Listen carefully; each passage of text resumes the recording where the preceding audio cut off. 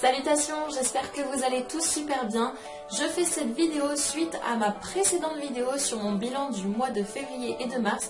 Je vous avais promis donc qu'il y aurait une vidéo qui sortirait spécialement pour la passe miroir et uniquement sur ce sujet-là. Nous y sommes enfin, je vais donc vous présenter ce que j'ai pensé de cette saga et cette vidéo est bien sûr garantie no spoil, donc aucun problème, vous pouvez y aller. On est donc parti pour ce bilan livresque sur la passe miroir. Tout d'abord, je vais commencer cette petite vidéo de présentation en vous parlant du livre, donc j'imagine que vous êtes nombreux à déjà savoir de quoi ça parle, et si vous ne savez pas, j'en avais déjà parlé dans mon Cold Winter Challenge, si vous voulez aller checker cette vidéo. Alors, la passe miroir, c'est quoi? C'est l'histoire de Ophélie, une jeune fille vivant sur l'arche d'Anima. C'est un monde où on a plusieurs arches, donc sur chaque arche, les habitants ont une faculté, un petit pouvoir. Donc Ophélie est liseuse, c'est-à-dire qu'elle peut lire l'histoire et le passé des objets. Dans le premier tome, elle se retrouve contrainte à un mariage forcé avec Thorn, un habitant du pôle qui, lui, a des pouvoirs un petit peu plus, comment dire, dangereux. Bref, c'est tout pour ce premier tome et il s'ensuit une suite d'aventures et une quête autour de quelque chose que Ophélie ne comprend pas vraiment dans les premiers tomes et il s'avère que ça prend des proportions énormes au fur et à mesure et notamment dans le tome 4 où on a beaucoup de révélations. Alors tout d'abord je vais vous dire un petit peu ce que j'en ai pensé. La passe miroir, j'avais énormément d'a priori dessus parce que ça faisait un boom sur la toile de la littérature et j'avais extrêmement peur d'être déçue parce que je m'attendais à quelque chose de trop bien.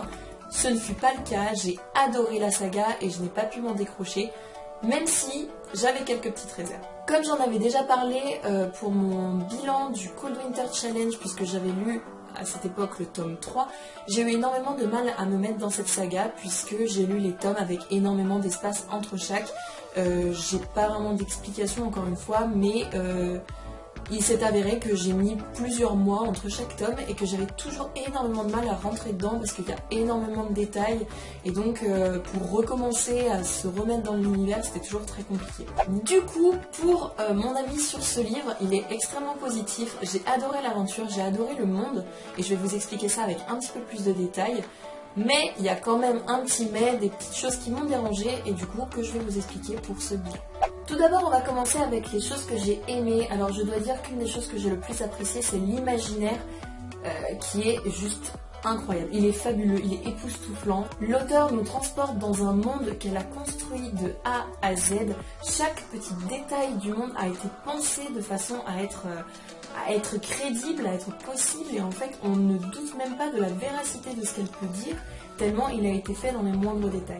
Cet imaginaire-là m'a fait plus d'une fois penser à une sorte d'Alice au pays des merveilles moderne puisqu'on a vraiment un monde dans une loufoque-attitude totale, mais pour autant l'auteur arrive à nous faire croire vraiment que ça peut être réel. Je pense qu'elle a d'abord construit son monde avant de construire son histoire et ça c'est quelque chose qui se ressent à travers le récit parce qu'on sent que rien n'est laissé au hasard. C'est extrêmement agréable de lire un livre qui est autant construit en détail parce que ça fait vraiment tout le charme. Hein. Léonard de Vinci l'a dit un jour, la perfection n'est pas un détail mais le détail fait la perfection et là je dois dire que Christelle Dabos arrive à vraiment mettre ce proverbe en application. Le deuxième point que j'ai adoré, c'est la construction du récit qui est fabuleux, ainsi que la plume de l'auteur. Je dois dire qu'après Harry Potter, j'ai eu l'impression de ne pas arriver à retrouver un livre similaire, c'est-à-dire où j'avais l'impression que l'auteur savait exactement où elle allait. J'aime beaucoup le feeling dans un livre, mais quand j'ai découvert les Harry Potter, je me suis trouvé une passion pour les romans qui ont une vraie structure. Je m'explique. Dans les Harry Potter, du début à la fin, J.K. Rowling sait déjà ce qui va se passer en tout dernier. Et c'est pour ça qu'elle arrive à mettre des petits détails de livre dans chaque passage qui prennent un sens forcément à un moment donné de l'histoire. Christelle Dabos arrive à faire exactement la même chose et pour moi c'est un signe d'un level d'écriture qui est incroyable. J'adore. Ce que j'ai aussi beaucoup apprécié dans cette histoire, c'est les personnages en marge. C'est-à-dire que Ophélie ne ressemble à aucune héroïne qui a déjà vu le jour dans un roman.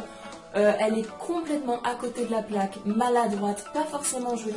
Elle représente vraiment la société de tous les jours et n'est pas idéalisée pour répondre à un besoin de catégorisation.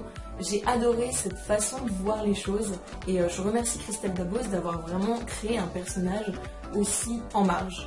Mais bien sûr, il n'y a pas que Ophélie, je trouve que tous les personnages ont vraiment leur rôle à jouer, tous les personnages sont construits, je veux dire, il n'y en a pas un qui est laissé à côté, ils ont tous une personnalité propre et ça j'ai vraiment adoré, que ce soit dans la manière dont ils parlent, dont ils réagissent, dont ils s'expriment, dont ils vivent, tout le monde a une personnalité comme s'il existait vraiment et rien n'est laissé au hasard et vraiment le non-hasard de ce livre, c'est vraiment le point fort. Je vais maintenant vous parler un petit peu de ce qui m'a dérangé parce que oui, il y a toujours des petits trucs qui vont pas, rien n'est parfait. La première chose que je devrais dire, c'est quelque chose qui m'a un petit peu dérangé dès le premier tome.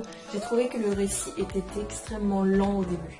Du coup, c'est vrai que c'est pour ça que j'avais aussi peut-être un petit peu de mal à les enchaîner. C'est que c'est quelque chose qui est assez lourd, une écriture qui est assez compliquée à lire. Et j'avais un petit peu de mal à plonger dans l'histoire. Un deuxième petit point qui m'a un petit peu chagrinée, c'est la façon avec laquelle l'auteur arrive à se détacher de l'histoire. C'est vraiment, pour le coup, un récit, et c'est pas une histoire qui me prend aux tripes pour ma part. C'est-à-dire qu'au tout début, j'avais un petit peu de mal à m'accrocher au personnage, notamment à Thorn, qui a eu un rapport avec moi assez compliqué. Je dois dire que j'ai appris à l'apprécier au fur et à mesure des livres, et c'est d'ailleurs, je pense, ce que l'auteur voulait vraiment faire et faire passer comme message. Mais voilà, je l'ai beaucoup détesté par un moment, et les personnages étaient un petit peu, j'ai trouvé, extérieurs au récit, si bien que l'émotion était un petit peu plus difficile à ressentir au fur et à mesure des pages. Ceci enduit cela, ça permet donc de parler d'un troisième point qui m'a un peu chagriné, c'est l'émotion que j'ai trouvé un peu absente.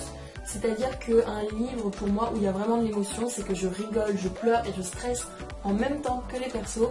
Et là, malgré leurs problèmes, malgré ce qui se passait, j'avais l'impression d'être un observateur de la scène. Et finalement, j'avais du mal à ressentir les tripes qui se passaient dans le bouquin. Enfin, le tout dernier petit point qui m'a un peu chagriné, même si finalement c'en était pas trop un, c'est la difficulté de comprendre le tome 4. Alors, je sais pas si vous l'avez lu, mais waouh! Alors, c'était super, c'était merveilleux, l'auteur incroyable, la façon dont elle a pu construire cette histoire, se l'imaginer, c'était ouf. Franchement, dingue. Mais c'est tellement dingue qu'il y a des moments où j'ai pas réussi à la suivre, j'avais vraiment du mal à comprendre l'histoire, à comprendre où elle voulait en venir et à comprendre quand est-ce qu'on aurait les réponses, parce que finalement tout restait en suspens et j'avais du mal à me dire, purée, mais est-ce qu'il y a vraiment une solution à cette histoire? Enfin, je vais vous parler un petit peu de la fin du récit, ne vous inquiétez pas, c'est toujours sans spoil, parce que il y a eu énormément d'engouement sur la boucosphère. Et c'est d'ailleurs pour ça que j'ai eu très envie de le finir vite, c'est que j'avais envie de connaître cette fin-là, parce que tout le monde en parlait. Je me suis dit, mais ça doit être absolument incroyable. Finalement, j'ai été un petit peu déçue parce que je trouvais que la fin ne sortait pas tant de l'ordinaire que ça. Je m'attendais à vraiment quelque chose d'époustouflant et au final, pas tant que ça. Donc après, ça n'a rien à voir avec l'auteur, c'est vraiment la communauté qui m'a fait penser ça et voilà, j'ai peut-être un petit peu trop extrapolé ce qu'on m'avait dit. Mais après, la fin était très sympa, elle était très originale aussi et j'ai adoré. Je pense qu'elle pouvait pas finir d'une meilleure façon, selon moi.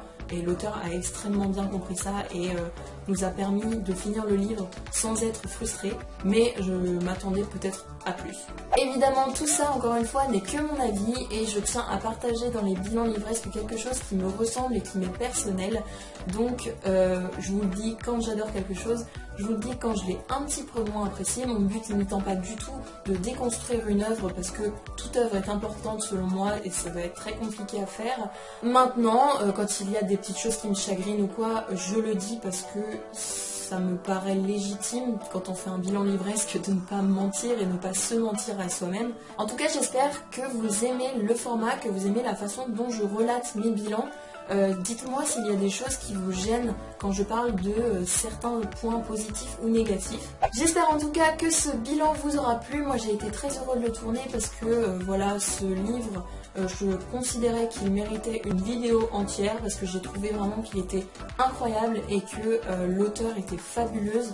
J'ai rarement vu une histoire aussi bien construite et aussi bien imaginée. Ce livre m'a permis de m'évader, ce livre m'a permis de comprendre beaucoup de choses et notamment des choses de notre société. C'est vrai que je pense que Christelle Dabos a voulu faire une critique de la société d'aujourd'hui à travers un monde complètement loufoque et imaginaire. Et à mon avis, elle a très bien compris, parce qu'il y a des fois où j'ai été vraiment amenée à réfléchir sur notre condition, notre pauvre condition humaine, et ce qu'on pouvait en faire et les dégâts qu'on pouvait causer. Donc vraiment, chapeau. J'en ai donc fini pour cette vidéo. J'ai essayé de la faire la plus courte possible pour éviter de vous ennuyer, parce que Passe Miroir, on en entend beaucoup parler ces derniers temps. Je vous fais de gros bisous, je vous dis à la prochaine dans la prochaine vidéo qui sortira mardi. Je vous souhaite de très bonnes lectures, je vous souhaite de très belles journées, une très bonne semaine, et je vous fais de gros bisous. Bye.